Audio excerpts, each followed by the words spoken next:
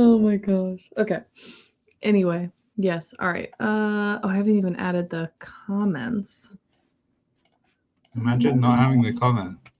I know. We could just pretend everyone doesn't exist. We could just not even go live, and just do the whole stream. Oh, that sounds like, yeah. Hello, Michelle. Hello. I mean, it worked for David and Jesse that one time. That's what I was thinking. Oh no, it didn't work. It didn't work. Yeah.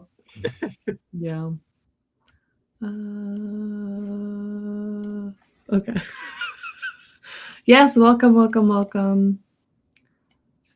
Welcome to stream time. We're totally super entertaining and productive and delightful all the time. And I am manifesting in physical form today. That's true. It's been a while. It's been a while since there's been like a corporeal bib. Yeah, it's since I did the final stream with Will yesterday, my camera has decided to get its act together. And Nice. hopefully my microphone has as well, because apparently during that stream yesterday, my microphone was not actually plugged in, and I only realized that after the stream. So. Oh no. Okay. Wow, we got a lot of people here today. Everyone's like excited. Yes. Yeah, it's good. Okay. I'm wondering what we should lie about. Oh, what we should lie about? I heard that as, I wonder if we should lie about. Like, just, stretch out and relax. Oh. Nap stream? We all just like... I had math stream and I was like, no, not math. Not math. Oh no. Oh. See, we've got the audience wants it. They want the nap stream. Those must exist. Like, I'm sure. They're like study with me streams and like get ready for the day with me streams. Why not a sleep with me stream? I know there's a thing on Twitch where it's like you have to. Yes, I'm aware of what I just said.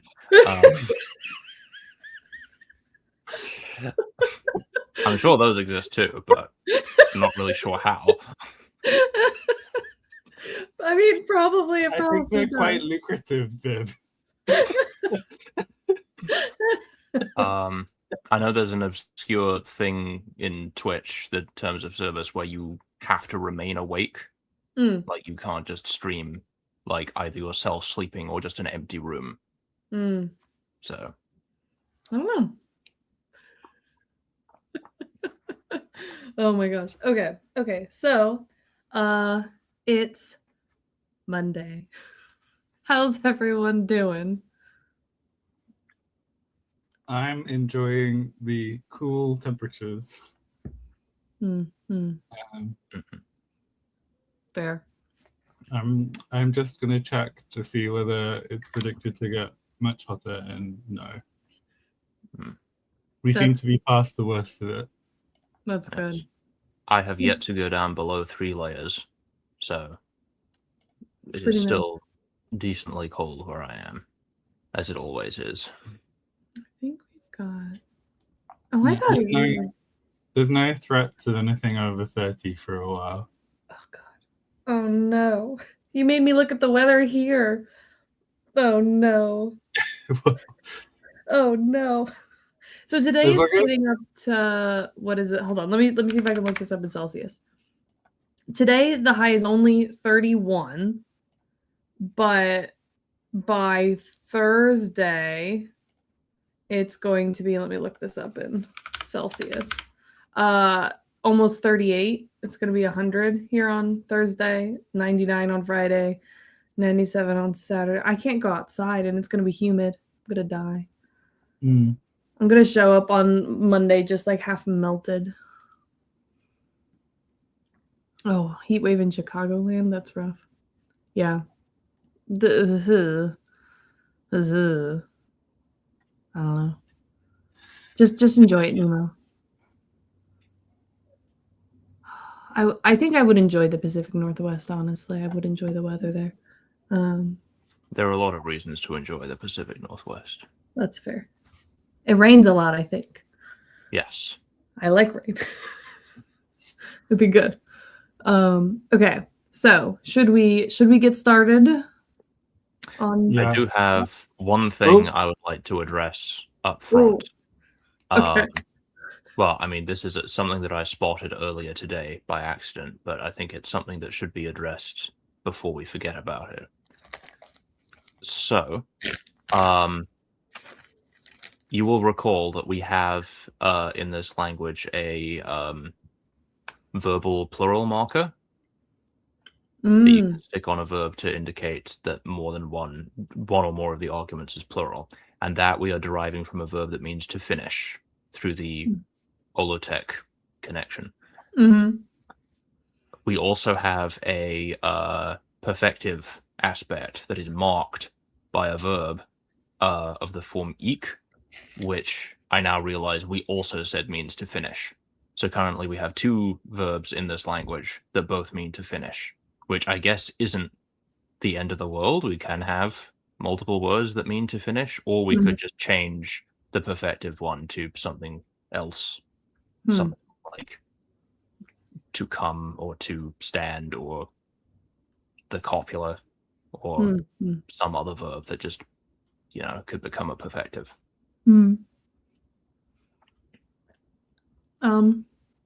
I don't know. I mean, I don't know if it's a problem to have two of those verbs. I don't know if it's a problem or not. That is beyond my expertise knowledge level. They become different thing in different languages.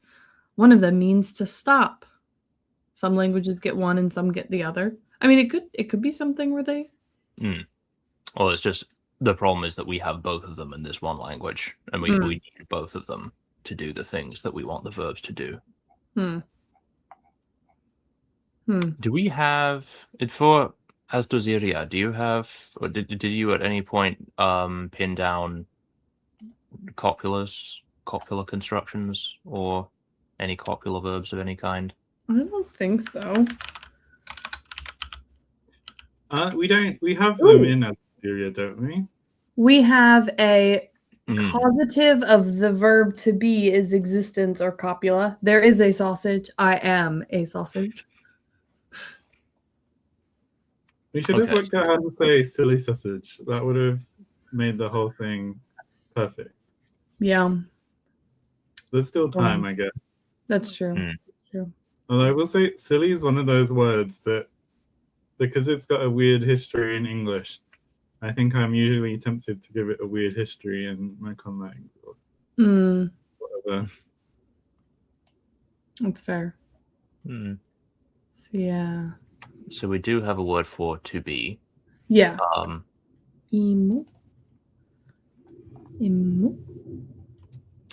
Well, I remembered for the first time, I think ever, to bring my log and the evolution of grammar into this room with me so that I can actually access it when I need it. Oh, I don't have that one. Wrong one. Wrong one. We have to be twins. Twins. Yeah. I mean, triplets, really. I mean, look at us go. Okay. Do a poll for whom the chat thinks is the silliest sausage. I don't know. I feel like the mystery of it is, can really keep the stream going for like a long time. Okay. Is fine. Yeah. Is a translation of silly. We have a proto verb that's just to be. Be. Let's go. Yeah, it's eek. Put the poll up, Maddie. The people demand it. Okay. Otherwise, I'll make it in Discord. Okay, let's see.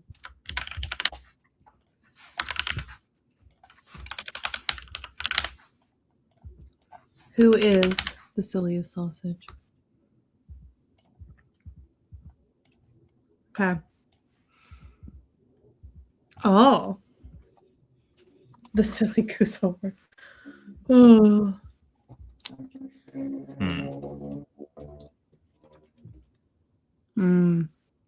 It's too late. There's not one good, like, uniform Discord to do it in.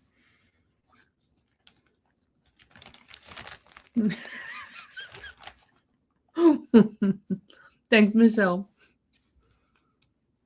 I like that we can see what everyone votes for. I've rallied my people. There you go. Did you like post in your Discord like, quick, come here and vote for me? Oh my god. Who's voting for me? Rally your Discord, Bib. Well, I'm not sure I want to. Is it? If Bib's Discord was rallied, we would be overwhelmed. I think. That's probably true. Maybe don't rally them. I'm not sure I'm deserving of the title of silliest sausage. I don't think I have quite the right temperament for that position. I mean, that's fair. Okay. Where is?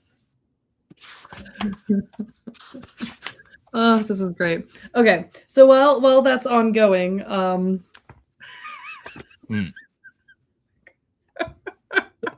anyway, okay, so to be, if we use that Bib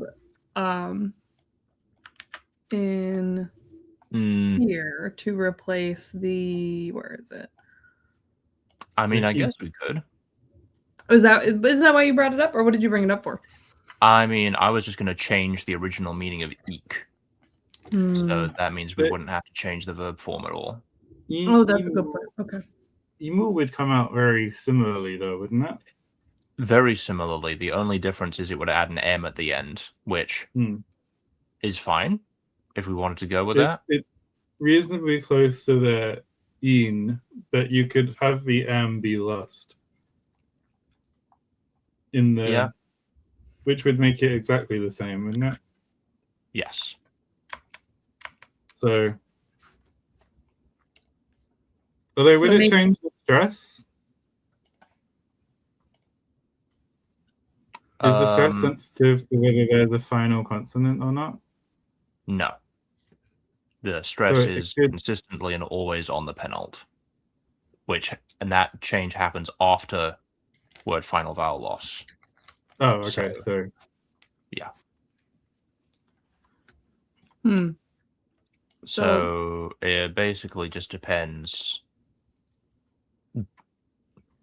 Do you like word final M, Maddie? Do you like having verbs ending with M a lot? Or do you just like it with the I? I prefer the I. Okay. In that case, we can just change eek to something else, which we already have. To come is giving us one of the directionals, so we can't use that, but we could use to have, which is a little bit Englishy. We could we have to have already. We have to have. And not to have. So that, yeah. We could just say that there's an adverb and just go with like already or something. That one's true. pretty common. We have. Trying to think of where we would put that. So one is already, we already got to finish, but as this has already been said, you could just make it to stop. Yeah, it could just be to stop as well. That's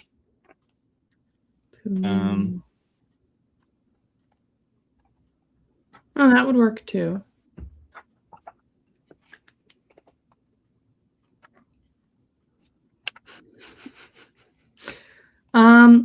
Would that be easier than starting up with adverbs? Probably. Let's do it. To stop. Okay. Although log also for the perfect gives throw, which is interesting. Throw. but that's... Oh, we have a line for throw, but no verb for it.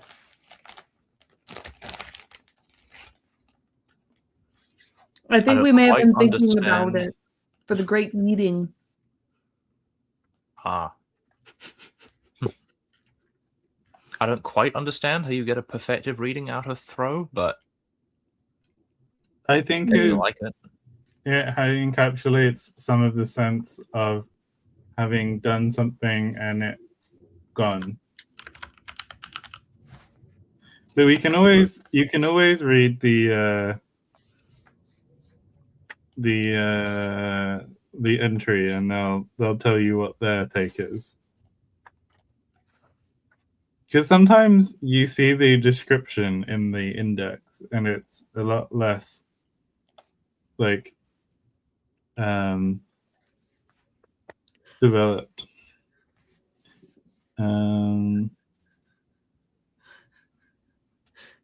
So it's attested in Diari.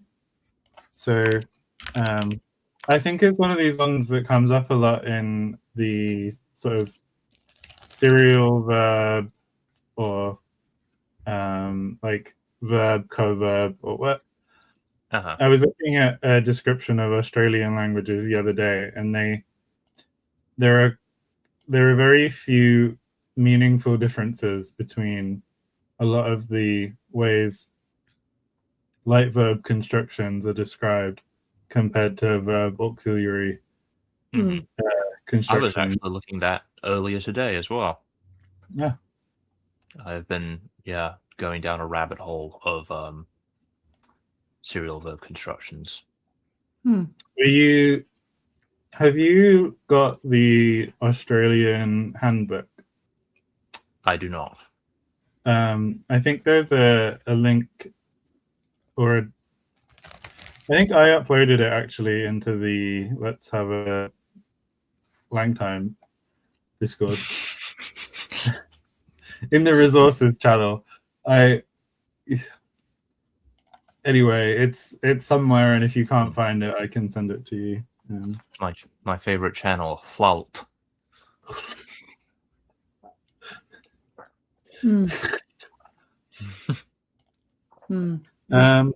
But yeah, it's attested in Palau. There's a Korean thing. There's a Japanese attestation.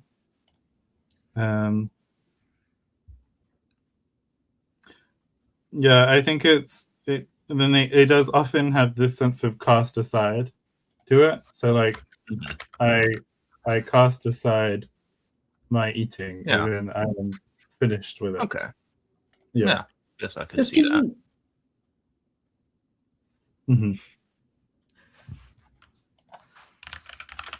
Sold. And we can eventually use that for the great eating. Yes. Yeah. Now we have there's a hacker version of it as well. To discard, throw away, becoming a perfect marker. Lovely. Well, that was the one thing that I thought I would bring up. Trying to see if we... So this is the one that now means the etymology of this is... Oh, yeah. You can replace that with... Yeah. Perfect. Wonderful. Okay. So since our last adventure, I finished filling out our little... Wait, is this the right one? Our tables. Oh, wait. I feel like the poll is probably done, and I feel like Jake has probably won. And Bib and I have tied for last place. I'm going to officially finish the poll, and Jake is officially the silliest sausage. Time to change my name in your Discord. Yeah. I shall be the unsilly. Yeah. I feel like let's do 125. Yeah. Yeah, so we have our place names. We have all the animal names we've done so far. Thanks, Michelle. Thing names, intangible magic names, names for people and roles. And for the ones that we already had, I copied these all over. This should be minimized. Okay. I copied the ones that we did have words in the proto for. So. Very good. Yeah. Okay. So we had finished doing all of these last time, the place names. Mm-hmm. Yeah, we had the bug pillars. Yeah, that was good. Actually, I had a question. I have a question. I'm going to switch to... No, not that. Oh. Not that. This one. This one. Okay. So, how do you, like, when you're doing this, how do you name people? How do you name people? Yeah, like, what's the process for coming up for that sort of, like... I don't know. I can't tell if it's elaborate for David's video that's just on the channel. Well, I mean, like, I know, like, you can use, like, the words that mean things, but, like, is there a way to come up with, like, a proper system for, like, okay, like, the patterns of it, or the, like, I don't know. Because I feel like when I've done it in the past, it's always been, like, there's certain endings that have to be used, or, like, yeah, that's kind of, I think, all the ones I've done so far. Like, if I think about the Slavic-esque one for Wells of Istri, I had the, like, set of endings that were allowed for male names, and then when it switched over to, like, feminine names, like, there was, like, you take a male name and add an ending on the back of it, and those are the allowed bits to kind of fit that pattern. But, like, I don't know. I don't really know. So the question is, how do we come up with a naming convention for this culture? Yes. Like, because there's so many options, I feel like. Like, is it just you make some random stuff up? Or is there, like, a set list of, like, oh, this is a hierarchy of what the most common options are, and because it's dead final? I don't know. I mean, this language is very verb heavy, as we've established, and it's very easy to come up with, you know, verb phrases that pack in a lot of complex meaning.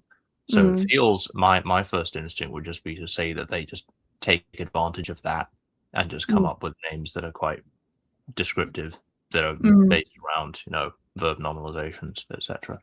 There could be, like, person who does this, or, like... Yeah. That would make sense, to go with the verbs. Would that take the... If we did something like that, would that take the place of, like... I don't know, the name for the words when it's, like, person who does this? Agent? Yeah. Because don't we have that?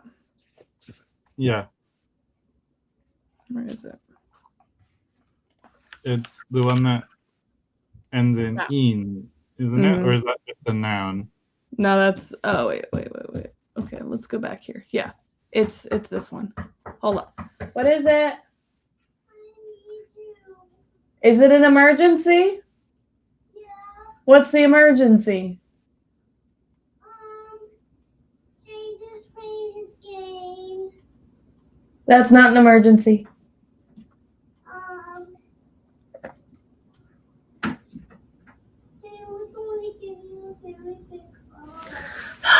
I will be 1 second. There's apparently an emergency need for a hug.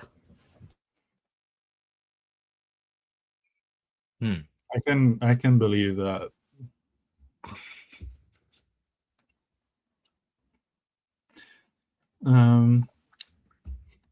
Well, Maddie's gone. I will ask you, but are you aware of some big typological study of names, or is this...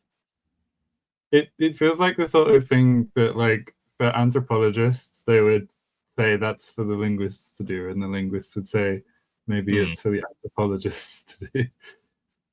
I Yeah. I do not know very much specifically about how naming conventions come about culturally. So this one might be. I mean, how they come about is fairly well known, isn't it? Like you have some. I mean, how like personal names come about to begin with is like, I guess more mysterious. Although animals have some sort of names for each other, right? So not all animals, but some of them, yes. At least not that we're aware of. Who knows? You mean my eyelash mites aren't asking each other what their favorite colors are? Not unless you subscribe to was it Franz Mesmer? Was he the one who had the theory of like, I can't remember what he called it, but like the concept that all life had some sort of like weak telepathic connection or something. But I don't think it's as fun if you can use telepathy to work out what your eyelash mite's favorite color is.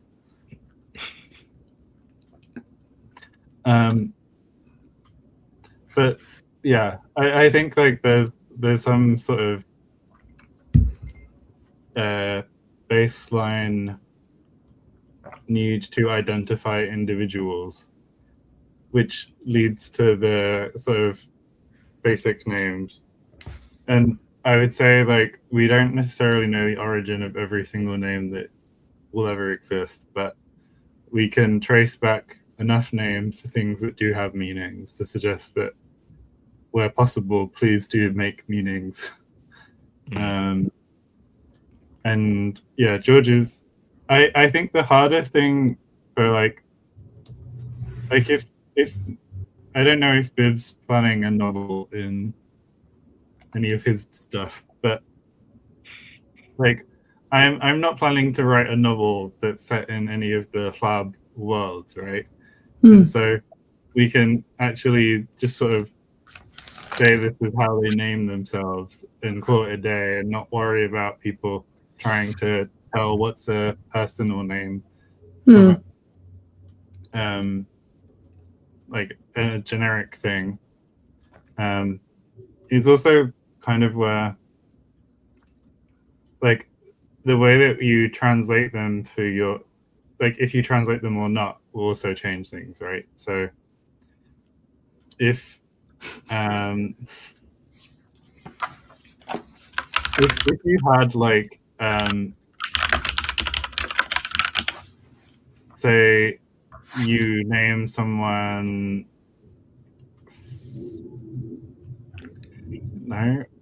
Cycad, like the trees. Trying to think of things that I know exist in your world that you could name people. Then it could be like, oh well, which Cycad do you mean? Because like every baby born this decade has been called Cycad. and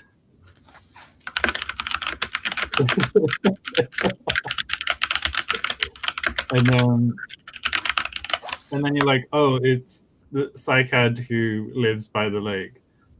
And then this kind of like this thing that gets attached to people becomes part of the name, for example.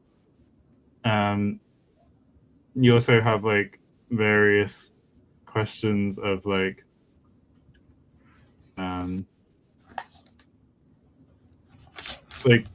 whether the meaning of the name is meant to determine something about the person, or whether it's just that you have a set number of names that people have and you just sort of assign them.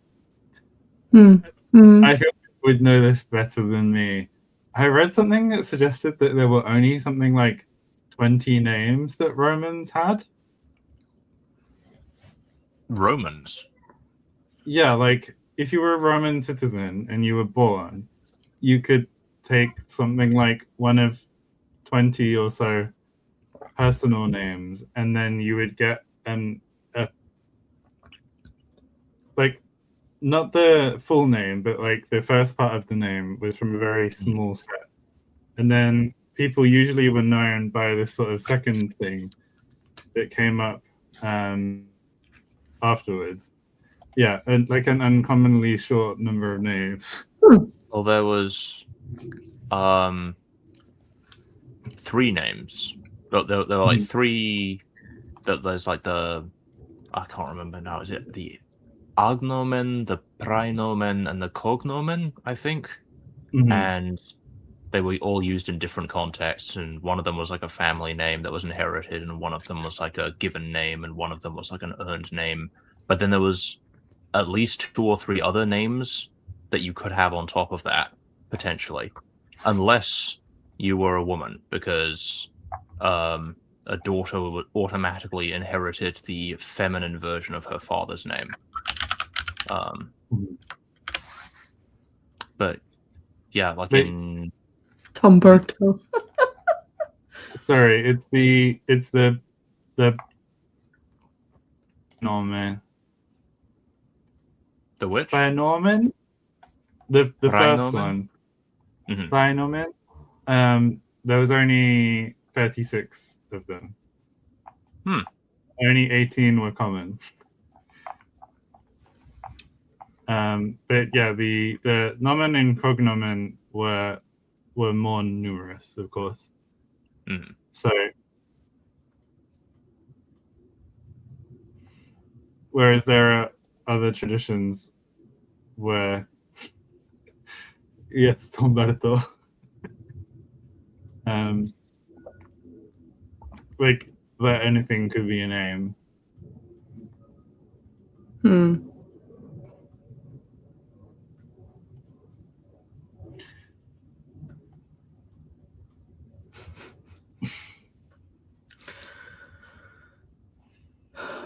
Okay. That'll be a great book, everyone having the same name. Oh. Have you read A Song of Ice and Fire? I mean, part of it, but yeah. There are 22 characters named John. I'm gonna not do that. Okay, so the thing that I thought of when we talked about these agentives is kind of like it makes me think of how and this may be just like a very like British boomer sensibility, but people get very upset when Americans name their children surnames, and in particular it's things like Hunter that for British people are fine as surname for whatever reason, but you turn it into a first name and you're like, wow, could you name your child something that's so clearly a surname? Or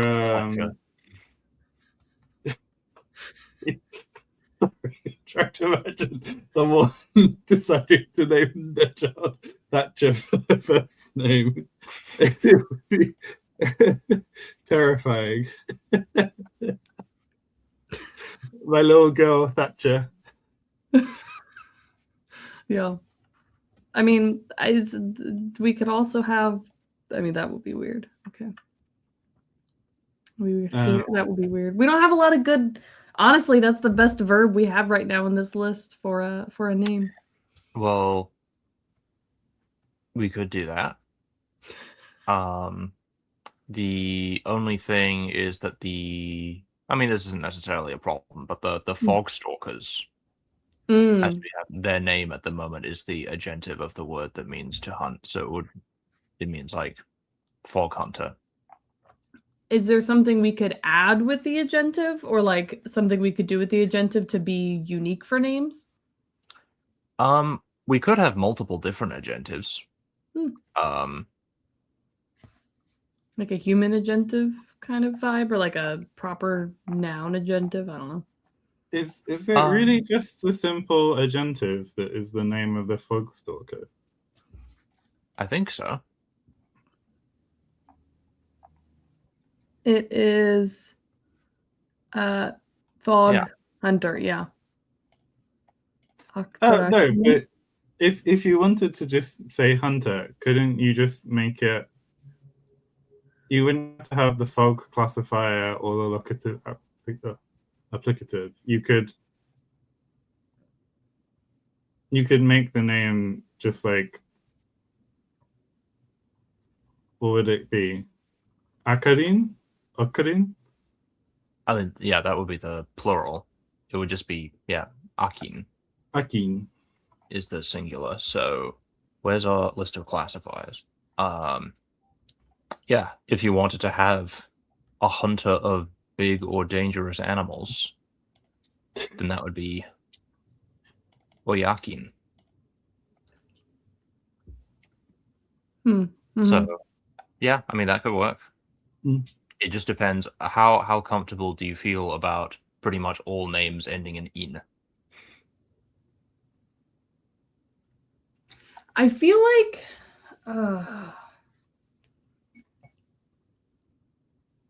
I guess then I have to decide if I want the names to be like gendered in any way. Well, there's no gender in the language at the moment. Yeah, so the names would... It doesn't mean that you can't make the names gendered, but they're unlikely. Like, you could say that, like, did the people who hunt the dangerous animals have to ride the dragons? And if so, it could be that hunter is exclusively a girl's name because it's associated with the people who ride the dragons, versus like if you're a man and you're so big and heavy that you have to be like field plower. Yeah. I mean, it could be an interesting thing if like it's doing something like that and like talking about what like George said, if they all used like little diminutive kind of names for children, and then based off like what they're gonna do, they get a proper name based off like what they're gonna do. But I don't know. Yeah, that's fair. It kind of feels weird to add like a... I don't know if I'm against the idea of them all ending in "ing." Like, I don't know if I have a problem with that. Okay. Especially if there's a way, like, I feel like it's easier for readers if they start different, right? If the beginning of names are similar, readers have more trouble with that than at the end. So I feel like having the ends be different... Yeah, and like Tinguish is saying, it could, like, there could be shorter or diminutive versions of it, or like nickname type things that could be used to give some variety to it. I was gonna say, you could also have people be addressed as like brother such and such, sister such and such. And if those were short enough and could be left, this is head final. So that would end up at the end. Yeah. So just have a system of like honorifics or other sort of suffix that you can stack on the end to just add a little bit of variety. Well, the court, I mean, it's like ultimately this child, I think. At least I was paying attention. I was a bit confused why Maddie was asking us all these questions because I didn't know they had come. Well, like, because we're doing a whole like proto tree thing. Like, I know we have, like, we did come up with like a naming scheme for like the proto language, and like, you know, we did? Yeah. Yes, I thought that those names were more specific to Azdazilia. But if that's the original style of names, we can keep going based on that. Wait, no, we did translate these to Azdazilia. This is Azdazilia, isn't it? Yes. Yes. Okay, so we haven't... Okay, so if this is what we went with there... But you've also said how to name the Sepal children rather than the Azdazilia children. There. I mean, there could be some old names that the Karatas speakers like inherit from the same collection of names as the Aziria speakers, and they could have just sort of been fossilized and their meanings forgotten. It depends. Yeah, how are names being inherited? Do we have surnames or family names or clan names? They would have clan names, and like probably because they'd have a clan and they'd have like a sept. But are these like continuations of things from before they arrive, or are they new? I don't know. We could go either way with it. The other thing, George, is that I agree if we were writing them as if they were people who had any potential of memory of arriving, it would be one thing. But the time frame is like 10,000 years, right? Yeah. And so I am glad that all the languages in the groups are going to be radically different from one another.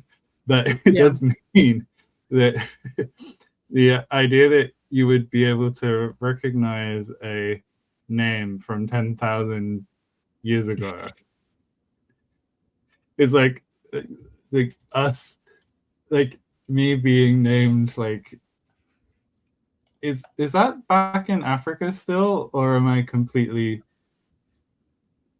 I have no real sense of time. That's like, yeah, every modern human who lives outside of Africa, and many populations within Africa, share a common ancestor within the last 75,000 years. 75,000. Okay. Oh, it's like Proto-Afroasiatic. Okay, so it is like kind of reasonable. It's like, last ice age kind of territory. Named Mammoth Tusk. Yeah. I mean, I don't know when there were mammoths around when the ancient Egyptians were around. So yeah, when they were building the pyramids, there were still mammoths around on Wrangel Island.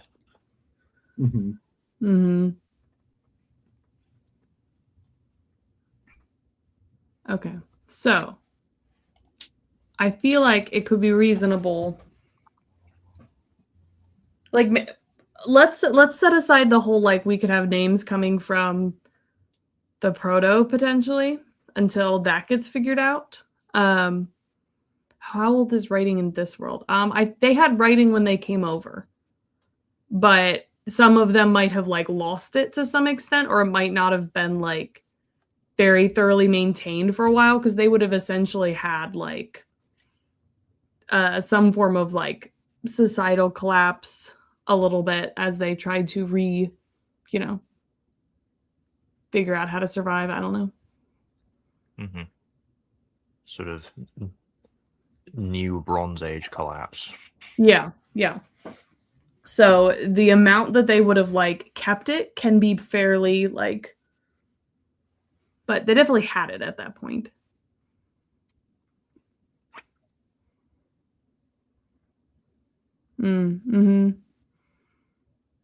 Yeah. So can we have a moment of silence for the woolly angels, please? And the ground sloths. Don't forget about that. They were also around at the same time. Were they also woolly? Depends on the species, but at least some of them would have been woolly. Like, I'm pretty sure like Megalonyx would have been quite furry.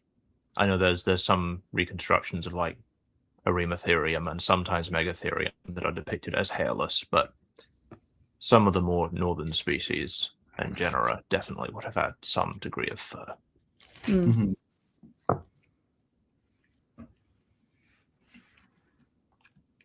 Okay.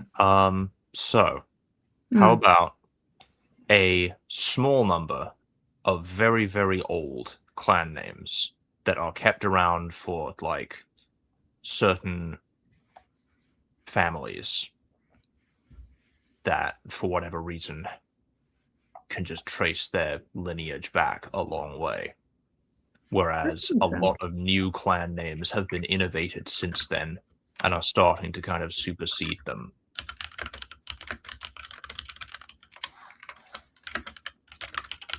So then you'd end up with some of these, like, possibly quite prestigious clan names that, unlike all the other clan names, they don't have a meaning associated with them. They just inherently mean, that clan. And so that's kind of seen as a special thing.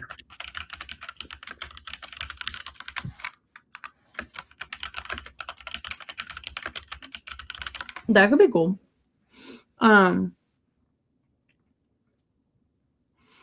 I think for the person names, just because of like looking at all of our animal names, they like all end in "-ine. So I don't know if I want people to also have that same ending. The "-ine" is a very, very common ending at this point, which just, with the way our verbs are working, that's just kind of, again, unless we have multiple different agentive endings, which is not unachievable. Yeah.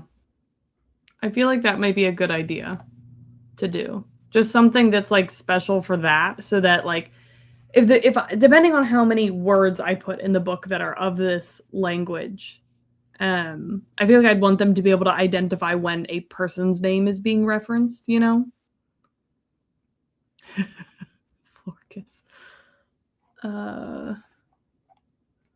Yeah, so I guess we could have another special agentive. Yeah, I'm wondering what... I guess there could be one that's just specifically for humans. Yeah. As George suggests, we are apparently on the same wavelength. Which means we can keep it for the monsters and for the animals and all that stuff. We can keep them all as they are. We haven't coined any words for human things yet, have we? You could also do a suffix that means like that does something a lot rather than or has a lot of something rather than just that does something. Yeah. Yeah. Like a more intense agentive almost. Yes. Yes. It is. Or something like an iterative agentive. The one who hunts the big animals again and again. Yeah. You could, because we're saying, the original agentive. Do we actually have we haven't got a meaning for it yet either. Oh, okay. Because in Nahuatl, there are 2 agentives, and both of them are derived from tense morphology. So the standard one, the more regular one, comes from the habitual. So you just take any verb and just put it in the habitual, and that just means it's someone who does it a lot. And then the other one is the preterite agentive, which comes from old past tense marking for some reason. And it's not that different from having a past participle. Yeah, but it's weird because it is... So the habitual one is... Hang on, let me see if I can remember this. Yeah, the habitual agentive is not compatible with possessive marking. So whenever you want to make an agent noun possessive, you have to swap the ending to the past tense one in order to make it work. No.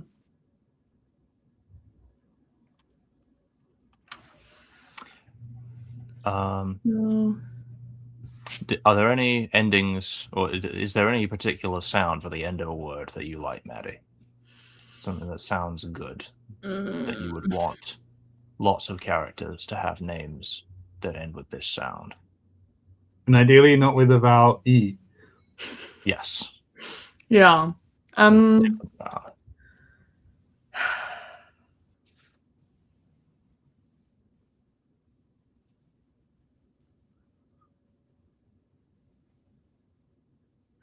What do we have? Do we have like a list somewhere of like what could even be at the end? Because like, could any of these end up at the end?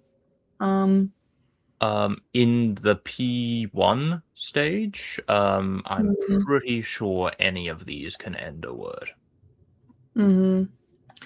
This is George. This is for it's sort of for P, sort of for P1. I mean, I feel like there's the time between P and P1 isn't that great, so I don't feel like there needs to be as much. Like it could be the same, just like it would go through the sound changes, I guess. We are planning on getting rid of a fair few sounds at the ends of words on the way to P1. So, like, I think we're pretty sold on the idea at this point that stops at the end of words are going to disappear. Okay. So I could maybe not look at stops. Yeah. Well, you could have it be like pa. Or you could have a stop before the vowel. Or would that have already...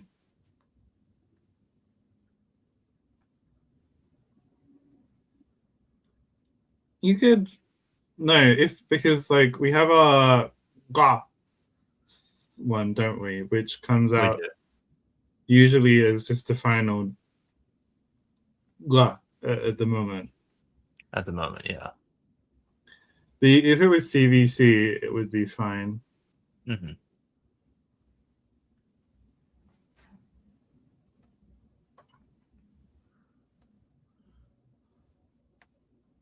This is hard.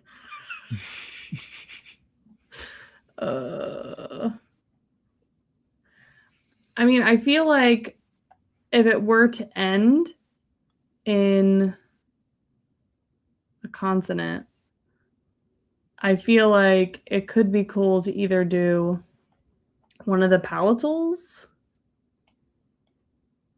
or maybe one of the fricative alveolars, maybe like somewhere in here. And if we end in a vowel, my first inclination is the schwa. But I feel like that would not actually be the best idea.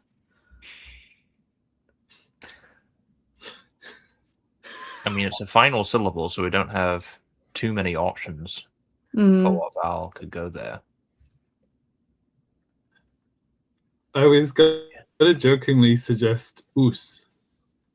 After the whole Roman names go. Oh, yeah, that's...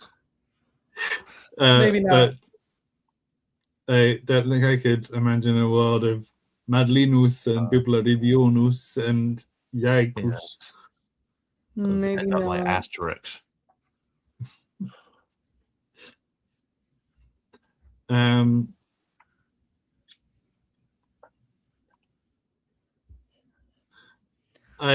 I think that you would get like quite a strong vibe whatever vowel you ended up picking, honestly. Okay. I'm gonna put like a few options. That's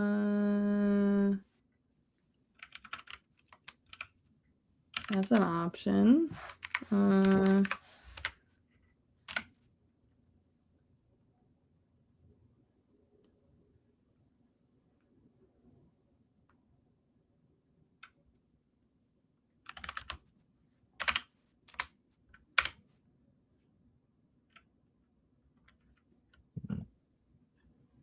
This final ooh, is this like a... I'm like, can I think of any... I could only understand how it would work in Korean. And I don't think I know any Korean Muslim names. I mean, ul is actually the agentive ending in Adrian, so a lot of names end in ul there, but that was not intentional. And yeah, as if Billaridion didn't have enough syllables as it was. Yeah. What does that mean?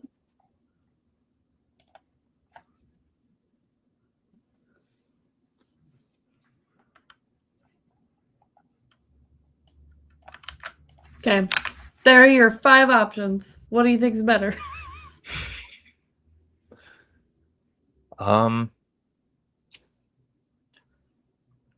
I like Ash. I vibe with that. That would was be the first one that came my to me. vote. How do you feel about that, Jake? Ash is fine. I think Ash seems, I want to say heavier, even though it's not at all. The itch really makes me think of all of the like Slavic surnames ending with ich.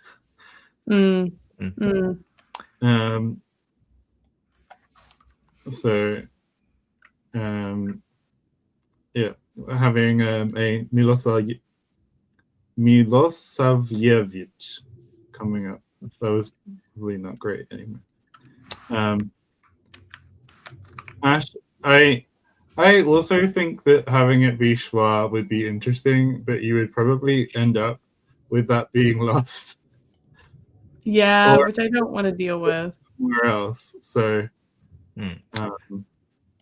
and compared to Aj, I think Ash is going to be easier for readers to interpret, which is always a plus. As.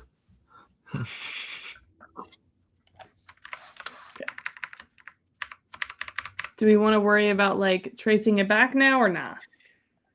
Yeah. Especially if we don't need to work out what the major distinction between the like non-human agentive and the human agentive is. I know you think Aj is better, David, because you love the je.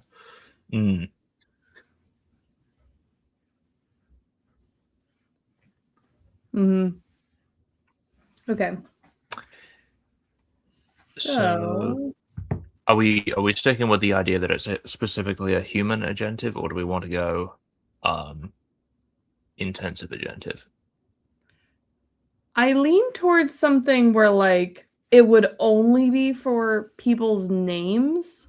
So I don't know if like in the intense, did you say intensive would make more sense?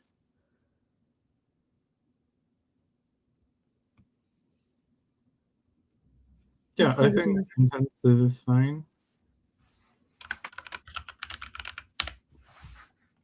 Although, I don't know. I know that obviously many animals collect things, but you could imagine a human culture being very they're like, though they don't collect things the way we do, and this person is like gathering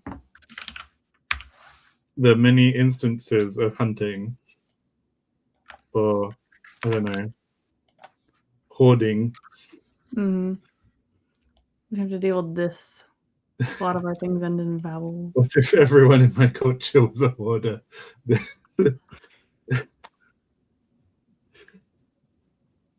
Well, you can just say that the vowels and a, unless if it's attaching to a stem that ends in a vowel, then the a and the ending just drops off. That's fine. That's probably the easiest way to do it. Yeah. And then it gives it more, variation. Yes.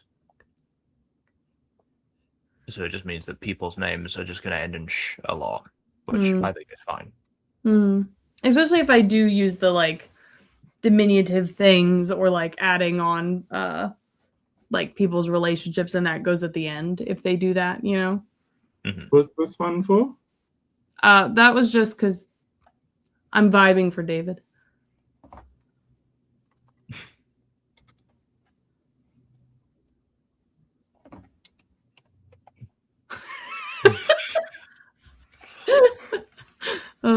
Okay.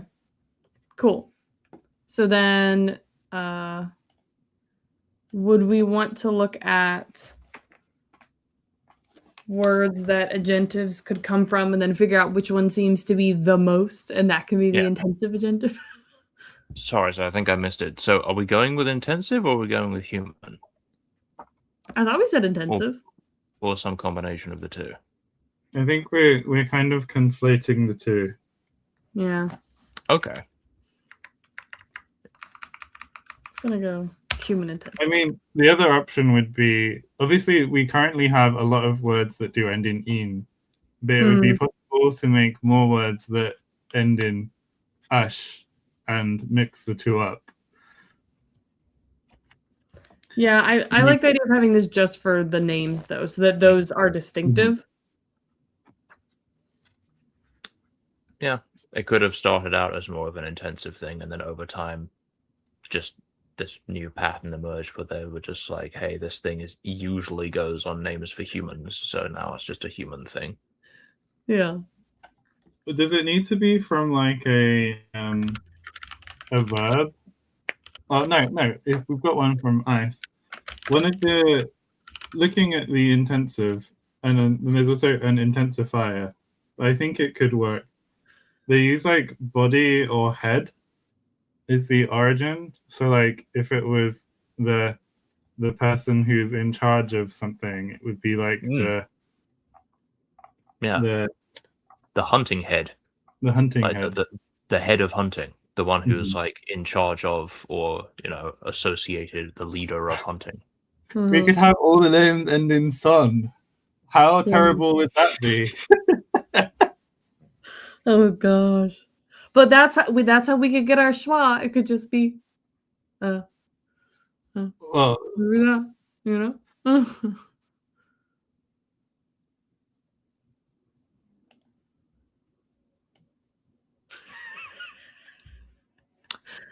Well,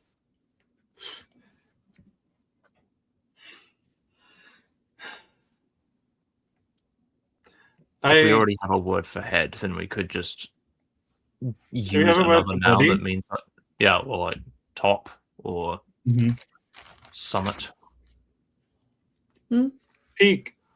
My least favorite word on the internet, because I routinely misinterpret it. Okay, let's see. I mean, there are many surnames that end in child. There's always been a non-binary option. And Reese Witherspoon is named after her ancestor's favorite spoon. Okay. I don't see a spot for... No, I'm thinking of the spoon of conception. Oh. Which I don't know if we want to explain. Okay. So if we want to go backwards for ash, how do we go backwards? I guess you just use your brain that knows things. What do you mean go backwards? Like, because this suffix, if we're trying to get this suffix from a proto word, doesn't this have to have gone through the sound changes from the proto word? Yeah. It will be fine if it's just ash. Well, is there ash? Is there a sh in the proto line? I think there is. Or is it s? Yeah, there is no sh in the proto line. There's just s and h. But we're getting sh. Looking again at the sound changes. Where does sh come from?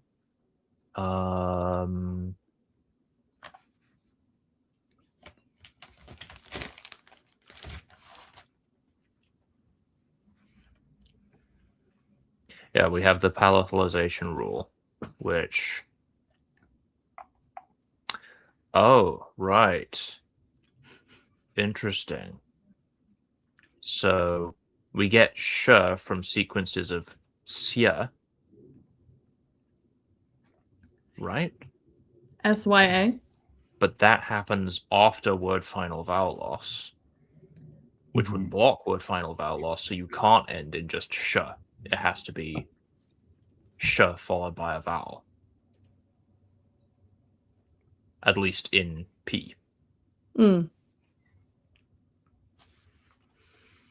We could make the word for body like S-I-A-S-I-A something, couldn't we? Like, if the goal is for this to be the final form of it, like if it was Asyak or something, then I guess that would retain the vowel is the issue. Yeah, I can't immediately see any way of ending in a sh, I think, with the way we have things at this point. Then let's add... We cannot have a word final sh. A schwa.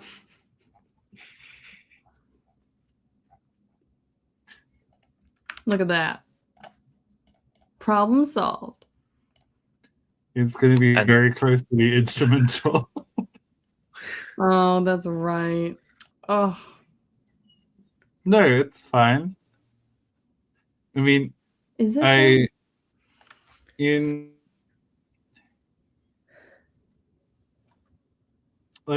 I'm trying to think of a case where I would need to use a name in the instrumental.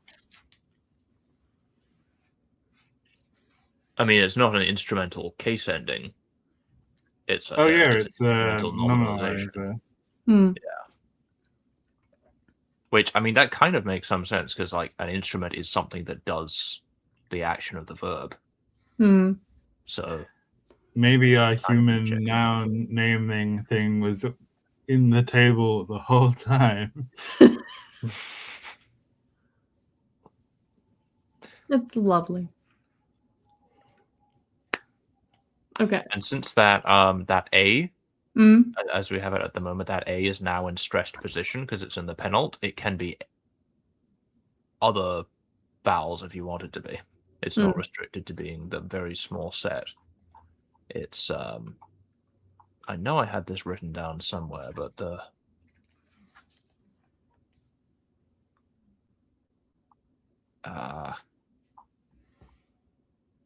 whatever vowels are allowed to be in stressed syllables, it could be any of those. So it can be a high vowel. So it can be E, U, it can be E, or it could be A. I feel like this is still fine though. That's A, right? Like A? Sure. Yeah. If you like it, then that's totally fine. Okay.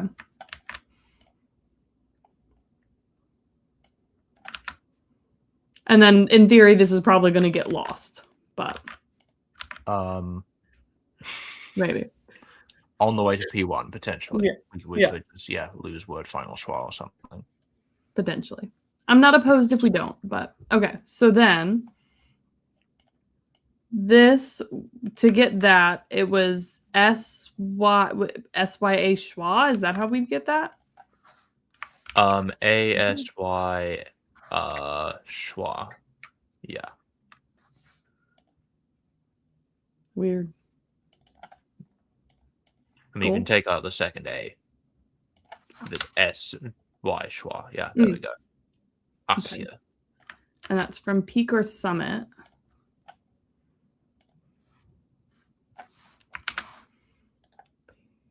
Formatting. Peak. Summit. Oh yeah. Can we use this, please? Oh yeah. And I'm gonna.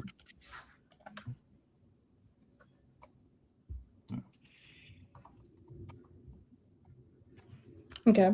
The Conlanger's favorite Albanianism. The which? The E umlaut for the schwa. Yes. What's your favorite Albanianism, Bib? I love XH for je. I think if we could judge by XHU XHing, it would be more fun. I'm sure David would be a huge fan of that. I know. He'd love it.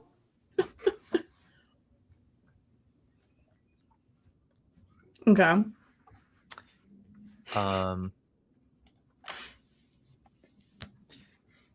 For the regular agentive,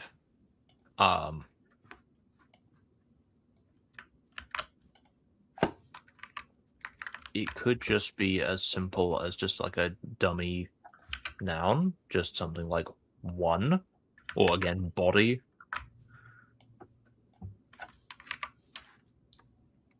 Okay. We don't have a word for body. That's cool. We can make one. Okay. So that would be to get in. What do we have to do to get in? Something simple. Something just In. Yeah. Or if you want, you can throw a vowel at the end, I guess. Yeah. Wait, wasn't body gonna be the ash one? No, or that's peak or summit. Ah, okay. Yeah. Yeah, wherever that went. Yeah. Okay. Am I gonna have to do a silly sausage roll again? Maybe. I feel like it's more fair to give people longer in the democratic process. Fair. Okay.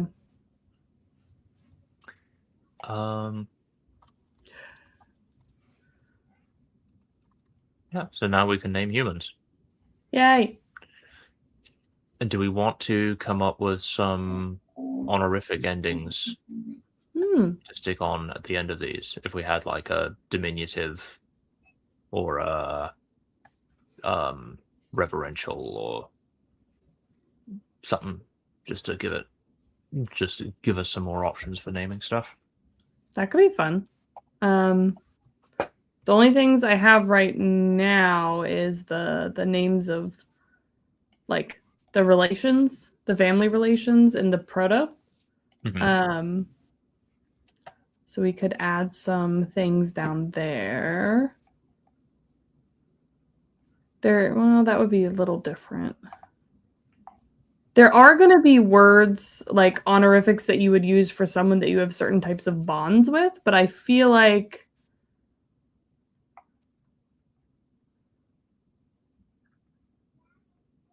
might not be what we want for this. Diminutive as an honorific is very common. It's in Nahuatl, it's specifically both a diminutive and a reverential. It comes up all over the place in Latin America. Okay.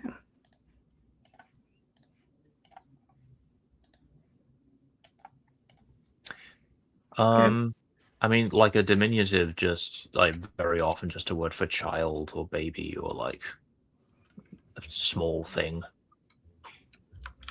So something small young baby. Small young baby.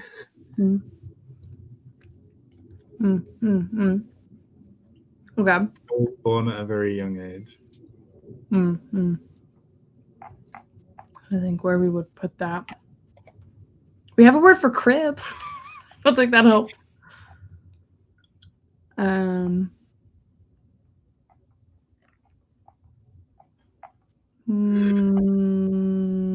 don't think we have a place for. I'm trying to think of where this would go. Miscellaneous? I think berry would make a cute diminutive, but we didn't make the word for berry yet. Berry? It could be cute. Let's come up with like a word for like child or and a word for berry. I mean, child would lend itself to names very easily because, you know, child of such and such. Okay. So we need, do we have words down here? And these would end up going at the end? Yes, after the sha or sh suffix. So. Kind of like this one. I'll just like highlight some maybe options. Oh, that's not very readable. Mm-hmm. On Miles's point, you also see the opposite in Spanish, where get many words that are for bad versions of things are also effectively augmentatives. Like yes. I think a classic example is mujeriego, which is like a whore. I think is like a big old woman.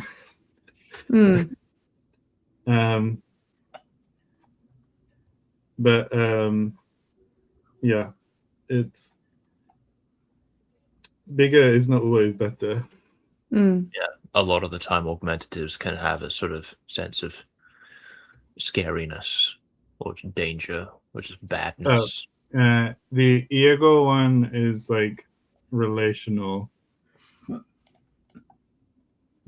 Oh no, mujeriego is a womanizer. What was there was one that I was thinking of that I can't remember now. Is it? Sorry. Carry on. Okay. Something that sounds good coming after sh. Yeah.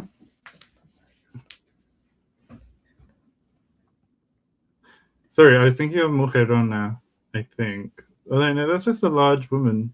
Anyway.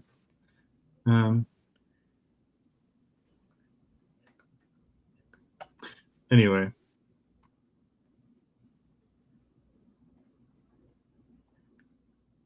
I can only think of ote now, my favorite augmentative in Spanish. Like the famed gatote, which is like the word for a big cat. Are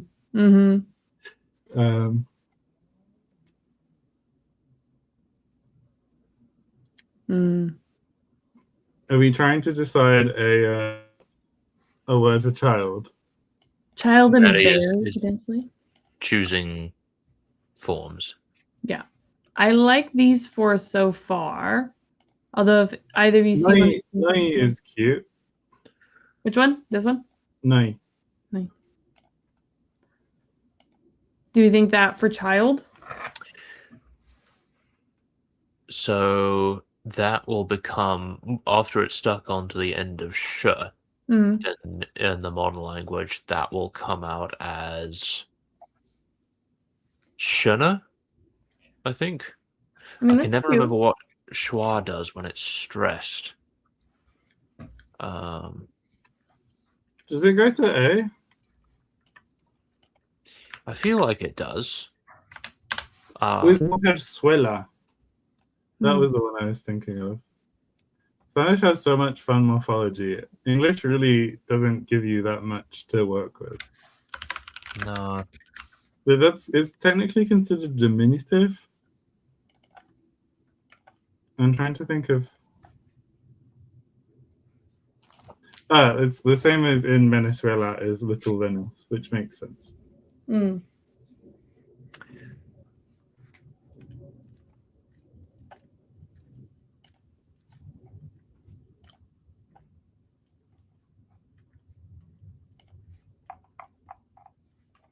So, child for diminutive was me. Put the schwa. Beep. Okay. Get this. And then what did you say it was in P0? It would just become the N schwa? I am trying to load up Lexigy, but it is not cooperating. Do we need what do you call that? Do we need to tag gram, or is it No. We've got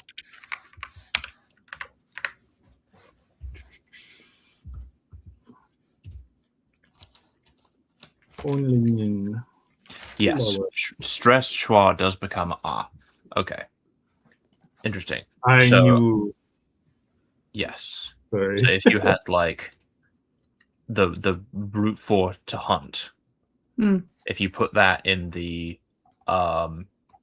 human/intensive agentive, that becomes out as akasha. And then if you put that in the diminutive, it becomes akashani.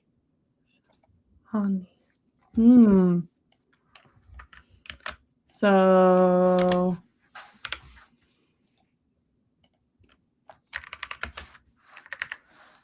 or like that? Yeah. But only when, you put the diminutive after it.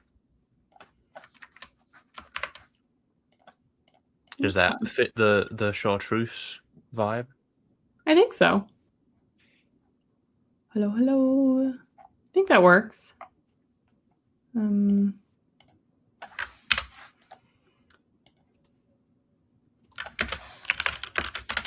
ending. Yeah, just the child ending by itself would just be ni. Yeah. Oh, yeah.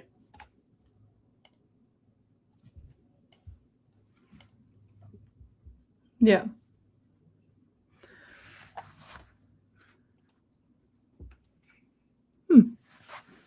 See that? Okay. So then if we wanted to pick one of the other ones for Barry, so this would be like another diminutive that just for small things? Yeah. Yeah, that could work. Yeah, it's totally feasible to have lots of different types of augmentatives and diminutives.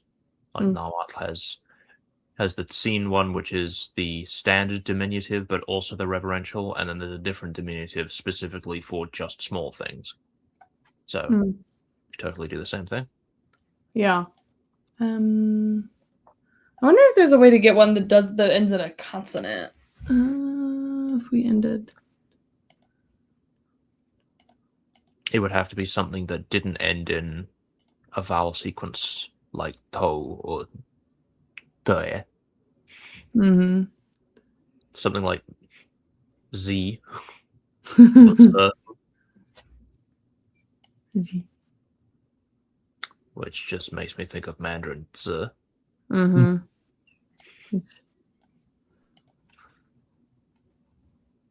But you could just take off one of the vowels. Yes. Like you could, if it was just pot, it would be fine. Yes. As you mentioned.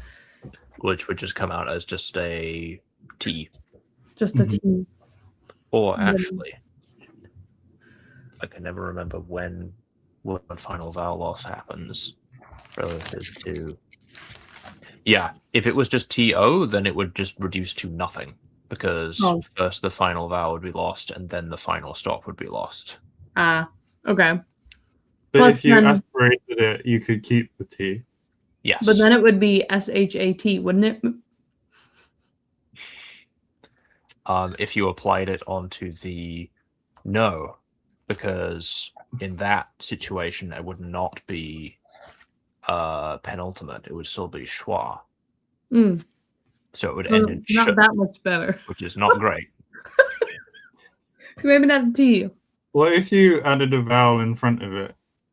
If you made it like ito, no, that doesn't help either. Uto? Uto? Or oto, yeah.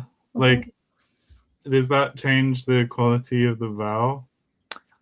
It does actually. Like if it was uto and you stuck that at the end of aka, so aka uto comes out as ako, so it changes the final vowel. Do you like ako?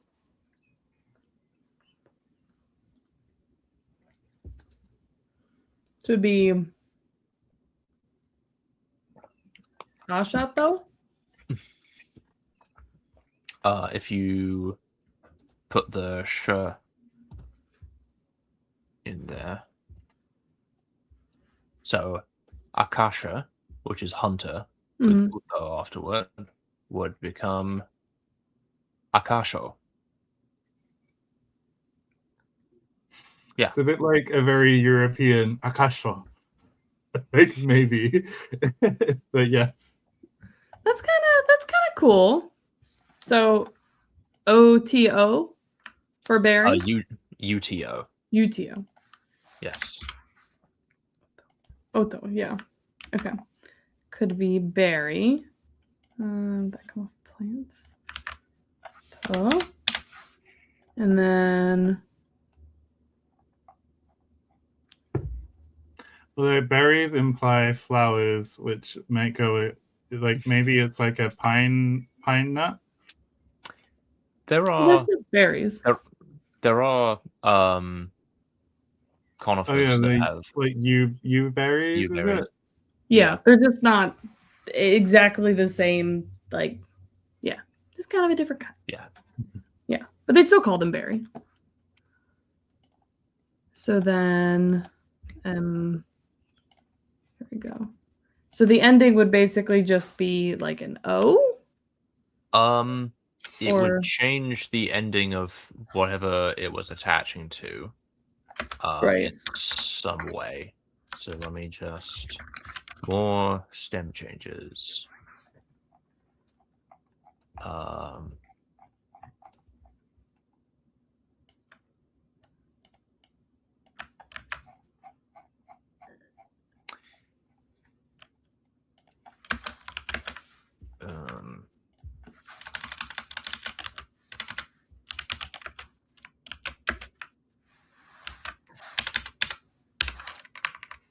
Wow.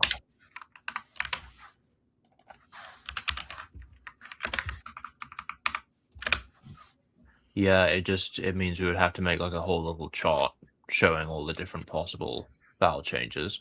Or we just say that just through analogy and just it just regularizes to an O. Yeah. I think for a diminutive, it's kind of like this maybe sounds silly, but I feel like there's something about like a like the lips are like pressed smaller, like a. I mean, I always get a little bit wary about the sound symbolism thing, but that's probably just because in my early days of conlanging, I fell into the habit of every word for anything that's small has E in it, and everything that's big has an R or an O in it. But yeah, I don't know. They exist for a reason, so. Yeah. But you only have to start associating a certain sound at the end of words with something for people to start randomly applying it to things. Yes. Like in the sense of like chocoholic, right? Like like the H doesn't belong. Yeah. And so if this was a thing that was just more often than not applied to like human nouns or things that had the sh ending, then it would usually come out as an O, and then they're just like, okay, well, just to make a smaller version of something, you would just put an O at the end. So yeah. I think it makes sense. Okay. Are you good, Madalino? Yeah. Okay, so we have child and we have berry. So reverential, something for like respect, or we do have a word for like elders, but like I feel like that's kind of a whole thing. Yeah, that's a great suffix. Threlkdrarp. I don't even know what that becomes.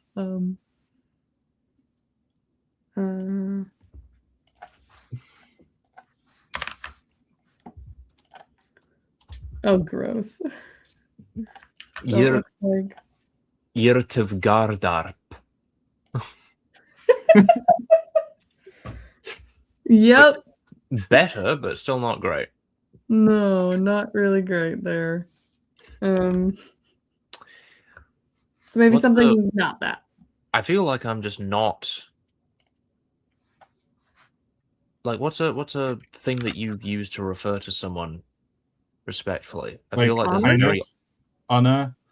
Yeah, like mileage, maybe. Mileage. Mileage. No, liege. Oh, it's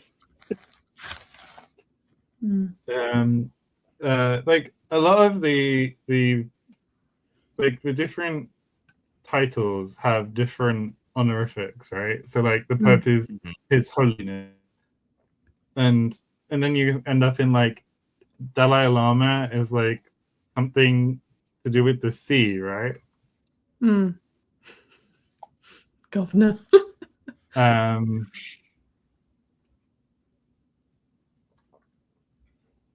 The Lama of the Sea. The Lama of the Sea. Like Lama Lama.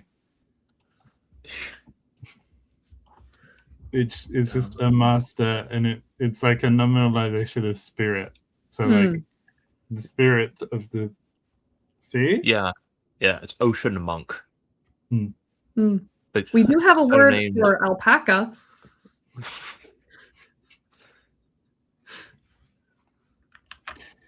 You also get like eminence, right? Yes. And grace and excellency. Yes.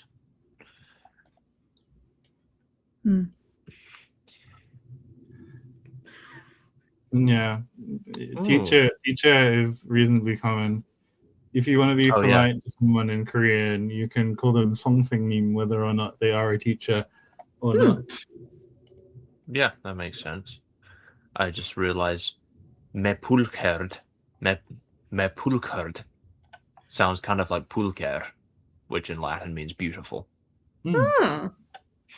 That's cool. So just a word that means like noble or honorable or something. Honored one. Something that is worthy of respect. Would that be, if it's not a proper name, then would it be?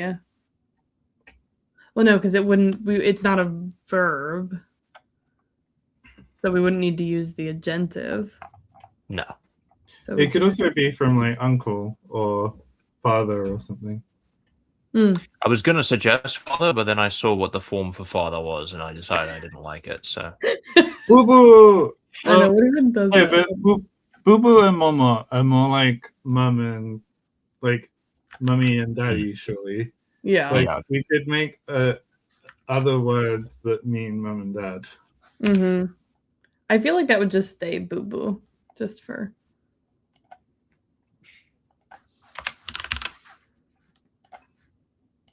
I never know.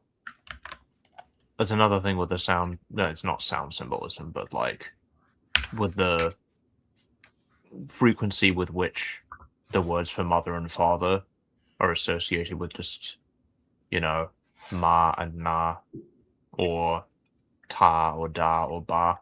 I just feel like I could just get in the rut of just using the same word for them in every language.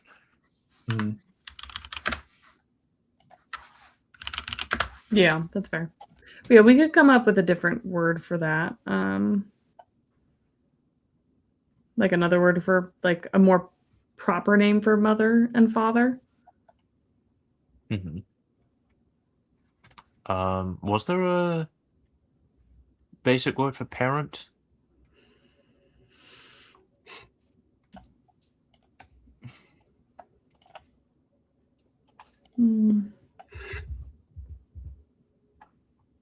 Apparently not. No. I thought we had a term for parent. Adlu and Ilka are nice forms for suffixes, I think. Which one? I don't know what they would come out as, but they seem nice. Oh, aunt and uncle? Yeah. Adlu and Ilka. Ilka. Yeah. Well, real quick question though. If they were to add the name, like this term, like be like, oh, aunt so-and-so, that would get added at the end anyway, wouldn't it? So would it be confusing or no? If it's built into the honorific, then you probably wouldn't repeat it. But if you could end up, you'd probably say that no, you don't have to repeat it, or you would develop new words, or you would you you could end up specifying like my mother's mother or my father's father or whatever. Yeah, because aunt and uncle could be interesting, especially with the type of So another I consonant ending. Beautiful. Yeah, old. Old survive? Old. I mean, if these are getting suffixed onto the end, then that old would actually be old with a schwa. And that Q would the in the irka. Yeah. That comes out as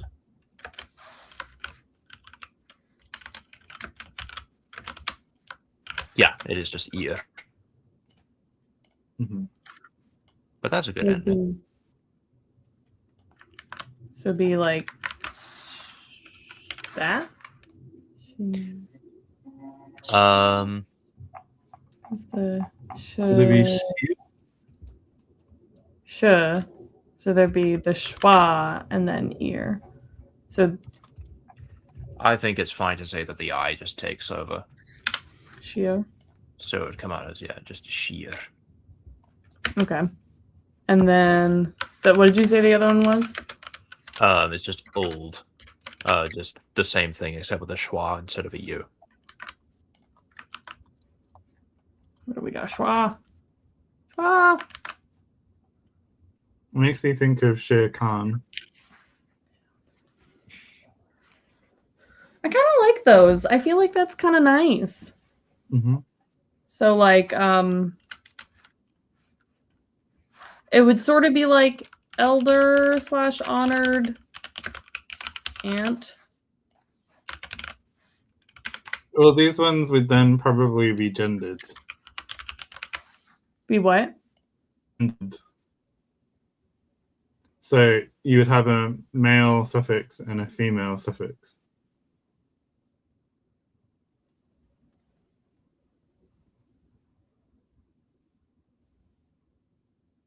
Which is fine.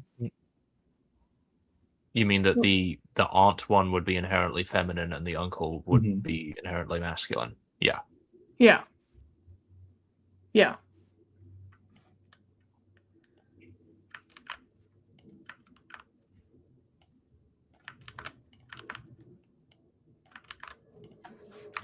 So it'd be kind of like that.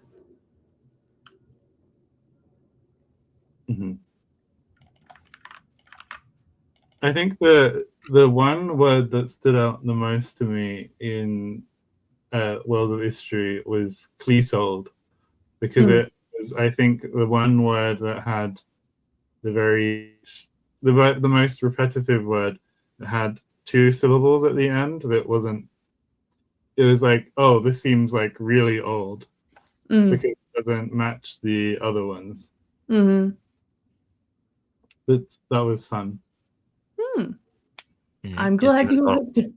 It's got old right in the word. Yeah. What does it mean? It means, hold on, I have the note right here somewhere. I can't read for this far. Oh yeah, it just means like guardian of. So guardians of Cleese.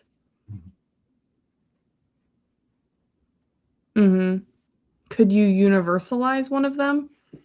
Meaning like it would all be aunt regardless of like intergender associations? Is that what that means? I mean, if you had to make a word that meant like esteemed child, where you're trying to add a gendered suffix to what we're describing as a gendered suffix to a non-gendered noun, then one would be universal and the other one would be considered more marked. So, like if you had to say esteemed parent or parents and you wanted to use and also you wonder what would happen if you applied this to a group. So if you're talking about multiple aunts and uncles all together, you have to use. It's a bit like actor and actress in English, like. Yeah. Well, this also happens in French. There's no word for sibling, as I understand it properly. You have to say frère et sœur, and so you have to ask like, "As-tu des frères et sœurs?" and you have to say, "I have one brother and two sisters," and you can't be like, "I have X number of siblings." Doing everything together. Although I'd say if in that it makes sense in that there's like you couldn't extend the meaning of one of them out in the same way that you could do in other languages, where like hermano, hermana, and you just pick one that's the less marked of the two. Like it's not like frère and sœur are. I mean, the R ending is related, but other than that.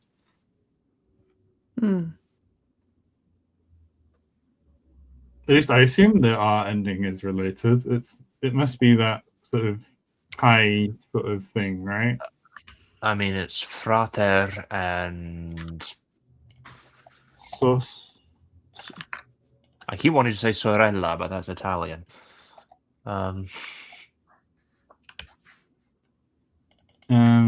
Sororem from Swissor. So maybe the R isn't from that. I mean, you got mater and pater. So it looks like the Latin root of sister that French gets sir from doesn't come from that ter ending.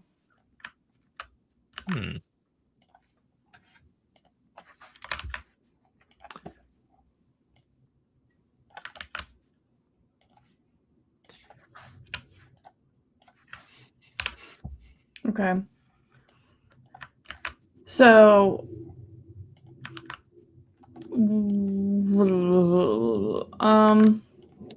indeed. I'm trying to figure out like what to do with that. I mean, we now have a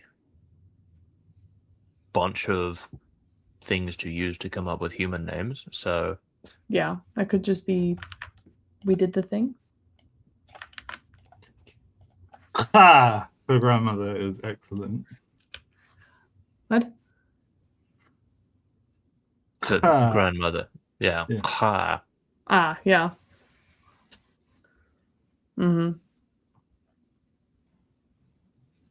Yeah. And these all go at the end too, right?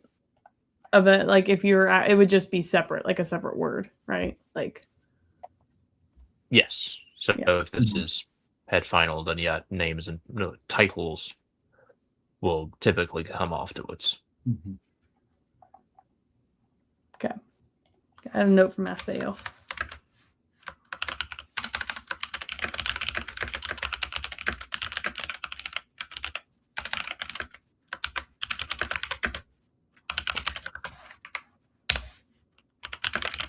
Cool. So that one at the top of the list there, the magic bound person. Where does that come from again? The rem is the word for like the person classifier, I believe. Or human, or just means person. And then I think I was gonna say that we could be using the human classifier, but I wasn't entirely. I guess it only makes sense if the argument is the person also.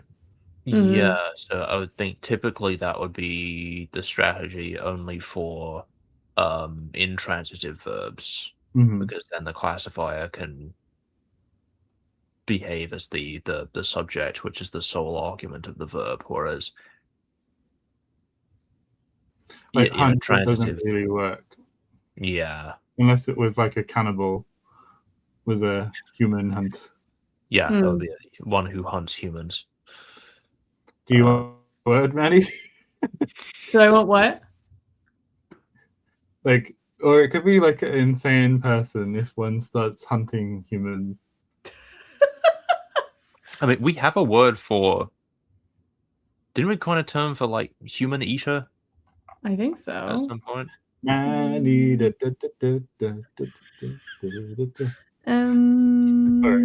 I enjoy my musical interlude.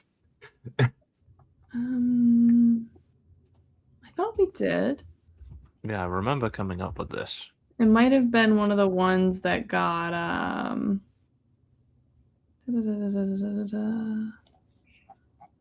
on. Creature names. Let's see. I cannot find anything. Oh wait, yes I can. No?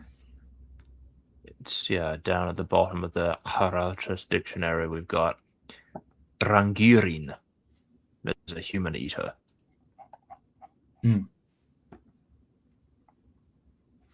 Oh, yeah. Right there. Yeah. That's pretty good.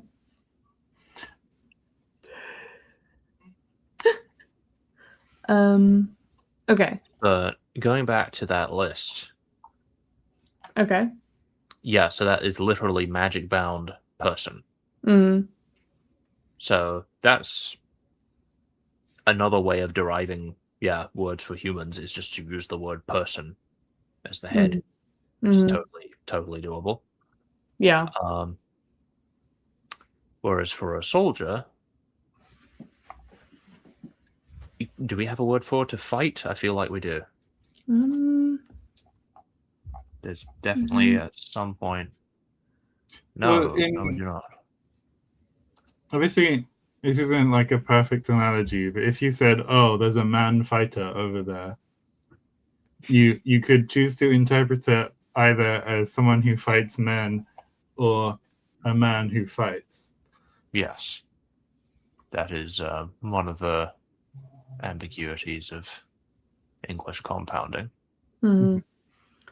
I don't think we have a word for fight. I could have sworn we do, but yeah, we totally could. Nah. Yeah, we need to make one. Spearman.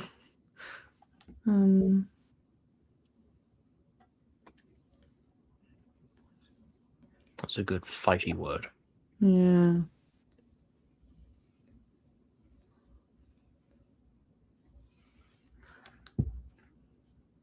We need more voiceless rotics. Yeah. Yeah. So if we had something S or like a SR. Yeah, something of the form consonant, vowel, SR, vowel. SR? Yeah.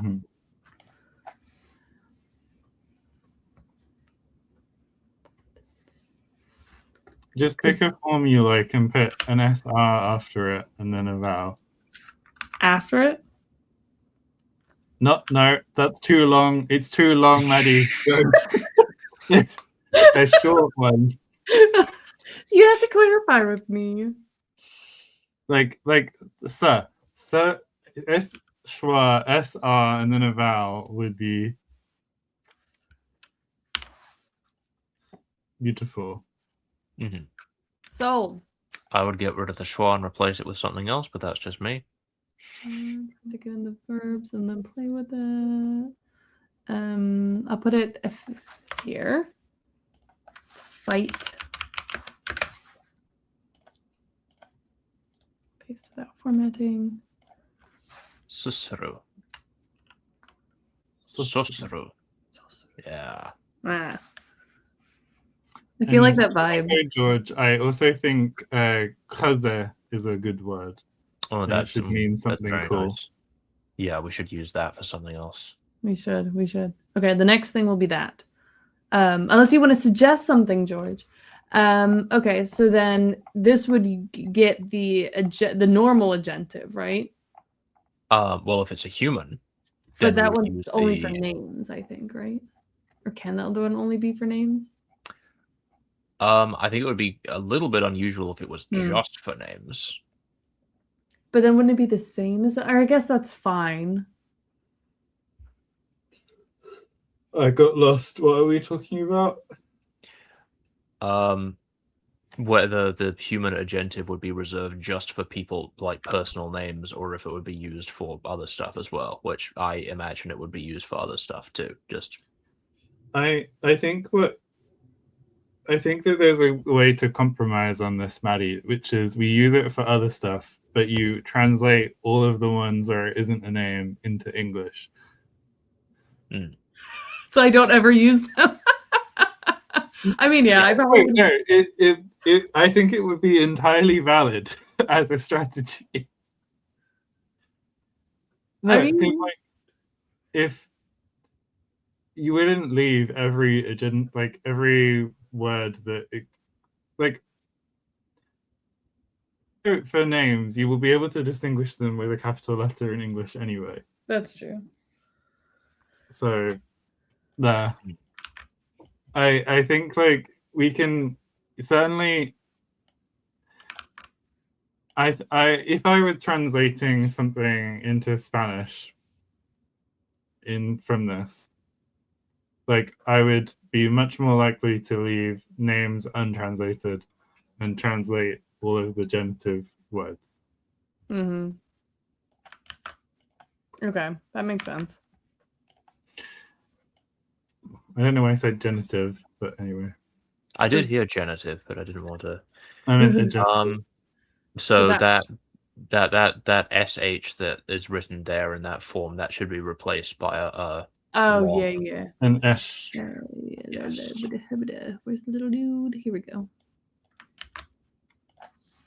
But remember, there's no proto-esh, is there? No. So yeah, it's got to be the original form of the ending, which is asya, right? That's right. Okay, hold on. Doesn't mean you don't have to use the esh. We drop the A.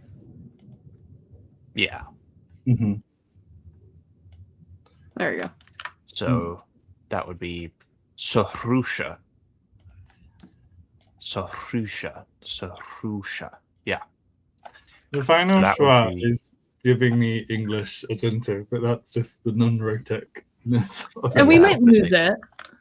Yes, we can totally ditch it on the way to B1. Yes. And so then if you take that, and then we stick the human classifier at the front, which is Ram. So Ramsarusha would be like one who fights people. Which would be a word for soldier. Would we want it to be that specific? Would that make the most sense? That's generally in languages that have these very robust, complex classifier systems. That's what would be sort of expected. Okay, that makes sense. So we'd get base without formatting.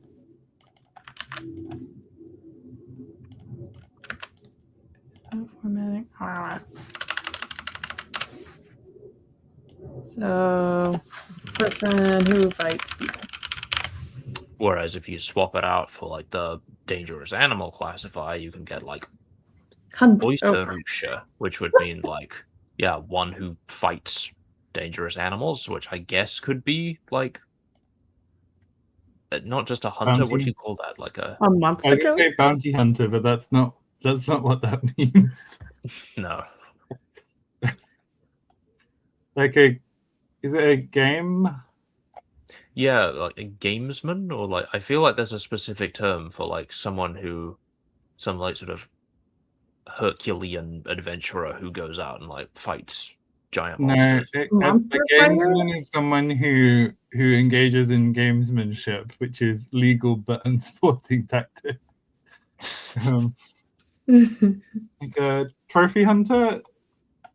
Is that the word? Something like that.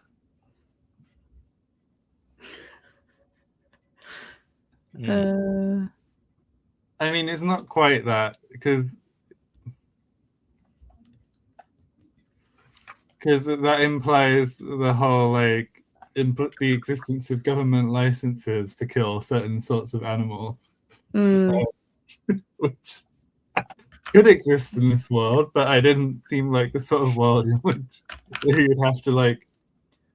I would love for a chapter of your book to just be someone doing the application to a certain kind of animal and having to struggle with bureaucracy in the world. Yeah. And we make words for the different kinds of legal forms that the person has to fill in. Oh my gosh. So we could have that, and then we could have...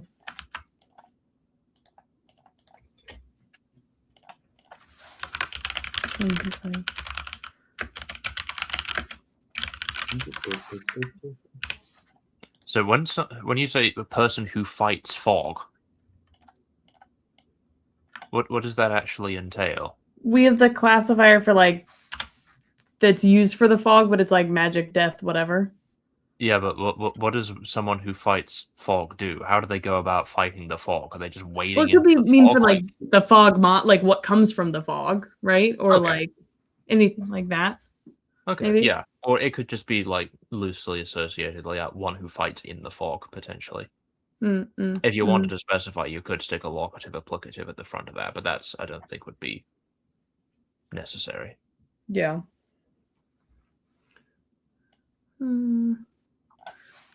Just like magic things. Those aren't like horrible words. Yeah, I think that's pretty good. Akserusha. Ojhe is an odd cluster that I didn't think we allowed. Yeah, I don't. We had said that the dangerous animal one just reduces down to oi, so that that ojhe should just be oi. Appears to be a J. Yeah.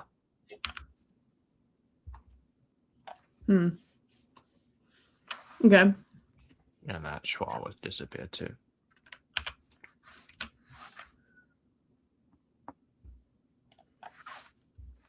Ne. Yeah. Oiserusha. Lovely. I mean, that could be the one for monster killer. Like, that could be, you know. Yeah, definitely. Delete row. There's a lot of potential to delete schwas in the daughter. Yes. And I Oiserusha. Yeah. What would that be? Oiserusha. The S unvoiced trill sequence would need to be killed. I mean, it is attested that the voiceless trill just goes to S, so we could just blend them together. Miles.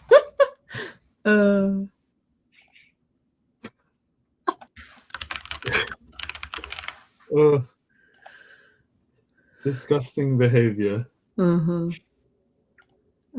We were using this for like the big dragons, right? It depends on the dragons, because the flying one. Oh, would be okay. Yeah, which we still don't have. I could have sworn we coined the one for flying animals. I thought we did too, but I wonder if it could just come from the word for bird. I have vague memories of this, and we didn't like the way that Kulsu came out, I think. Yeah. But Ute was... Yeah, I'm getting severe deja vu. I know. I'm like, what happened? Okay, hold on. Yeah. Kuis and Ut. Well, if you put Ut at the beginning of something,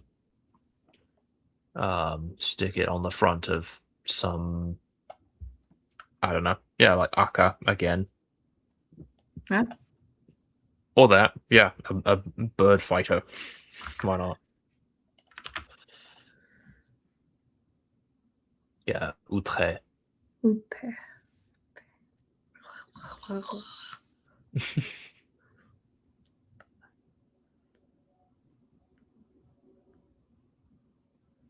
I mean, I don't hate it.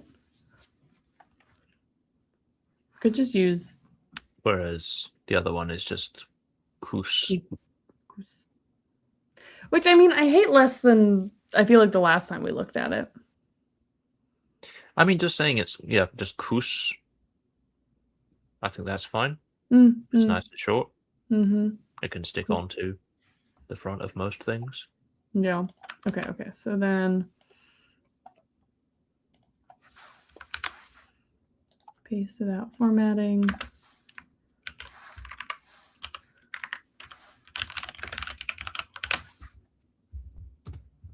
Yeah.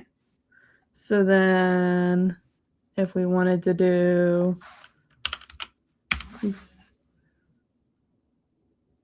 well, that would to say like dragon rider, like person who rides dragons. Would that be the person? Or would it be kus and then you'd get like at the end or something? How would that work? It depends on how exactly you want to, because you could, if you were just using the normal agentive ending, or the one that was coined today that ends in ash, then you would just take the verb for to ride and then put ash at the end. Or if for whatever reason, if you preferred it, you could just use the word for human and just say dragon riding person. Let's see. But I feel like the agentive strategy would just be more what's the word? They would go to it more readily. More characters. Yes. And do we have a word for to ride? No.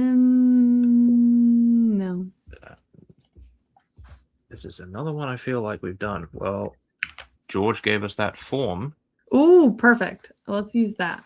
Yeah, it was kaze. We kaze at dawn. Yes.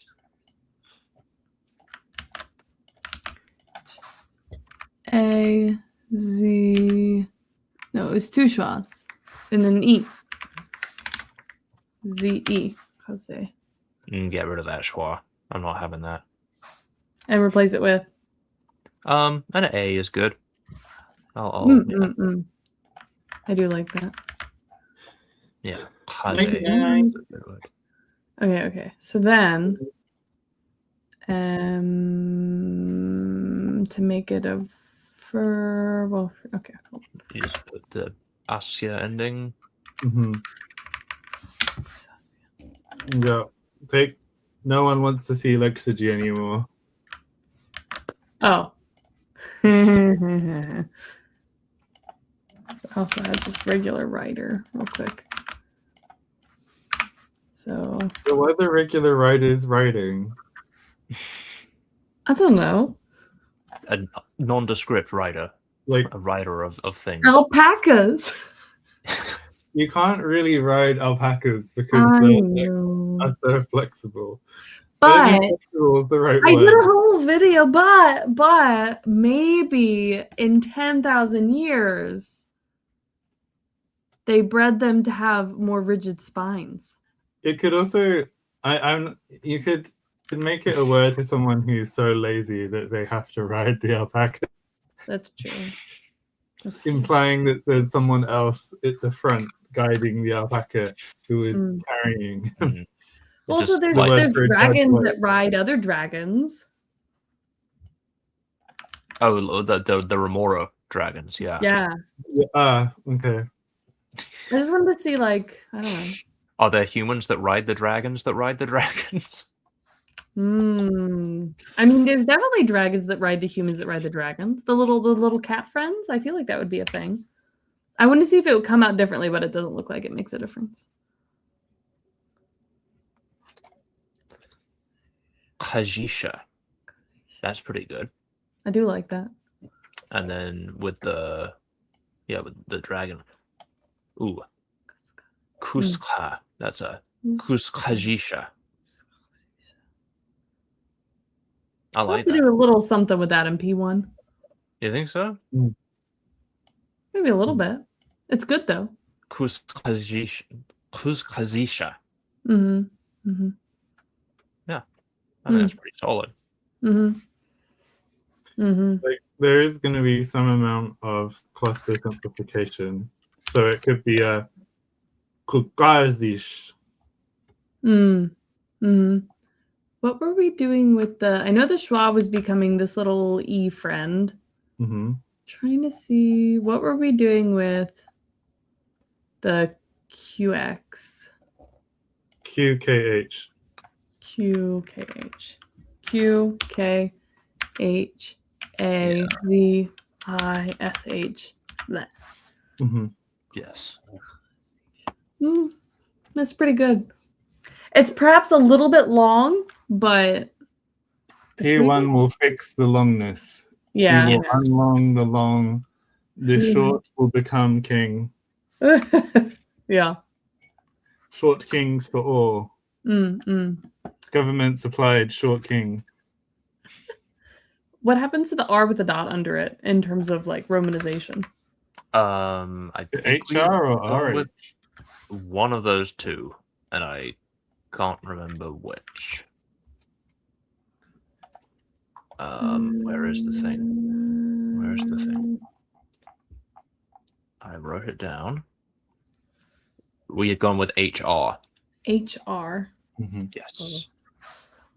HR. SH. You forgot the vowel in there. Oh, It's yeah. not. Oh, yes. Yeah. Uh, There's a vowel in there. Okay. We say Rusha.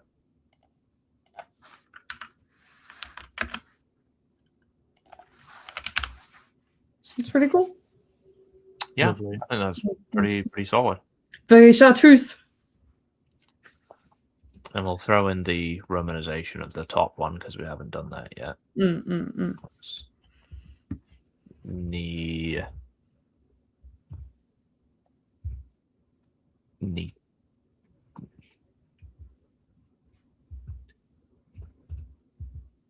Nitai. He's copying a little. Yeah. Nitaihrem. I do like that. Oh, it's a good word. Oh, we've done great things today. We came up with a name for Hunter. You know? The Akash in the modern, or Akasha, yeah. Mm-hmm. Be good. It'd be good. I like it. Wow. We did so good. We have excelled. Yes. No, this is Google Docs. Oh, yeah. That's true. If Bib was doing this, it would be Excel. Can you work in Excel sheets at the same time? I mean, Google Sheets. Google Sheets, for some reason, doesn't let you Control F for characters with diacritics, which I find very annoying. Evil. How are we doing the KX? Was it KKH? Yep. For better or worse, that's what we're going with for the time being. I don't know. This is pretty stunning. So we can really see it. Stunning. Okay. All right. Well, I think that's yeah. Whoa. Okay, cool. So we did the stuff. Is there anything else going on this week? There is tomorrow.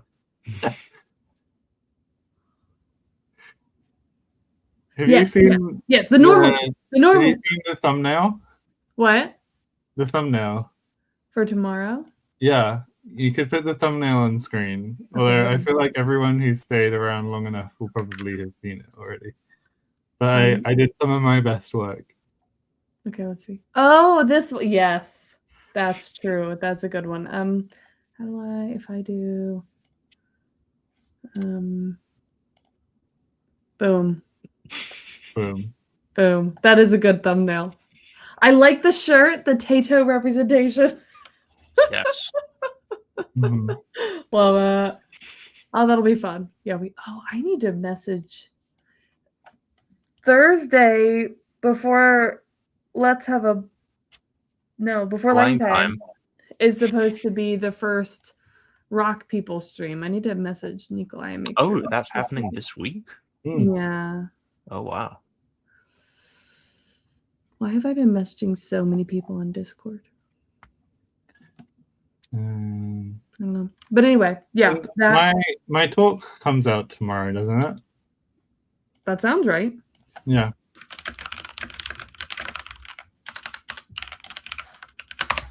Need to get that set up. Okay, yeah. But I think that's the only different normal things. Everything else is like the normal week, right? I mean, that's quite a lot of stuff that isn't normal. That's true. Oh, and Will is doing culture stuff. Oh, yeah. That'll be good. That'll be very good. Oh. Okay. And confirmed, Nikolai has confirmed Yepperino for Thursday. So what time? So my time, Lang time starts at 5. It's from 5 to 7. So I think this is from 3 to 5. My time, which is the same time as this stream for me. Mm-hmm. So we can just slide straight from one stream into the next. Mm-hmm. Yeah. I need to make the thumbnail and get that set up so that people know that's happening. But yeah. Okay, cool. Very good. All right. I challenge you to make a thumbnail better than Bib using telekinetic powers on a lever. Oh no. I don't know if that's a challenge I can I think that might be a bit much, Jake. You just take exactly the same thumbnail, just swap out the lemur for a rock.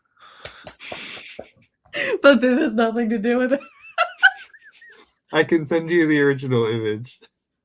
Oh my gosh, you should. Because Nikolai and I were both gonna draw rock people to make it, but then I forgot. So we'll see. Okay, cool. All right, yeah. Are we done? We're done. Okay. For now. For now.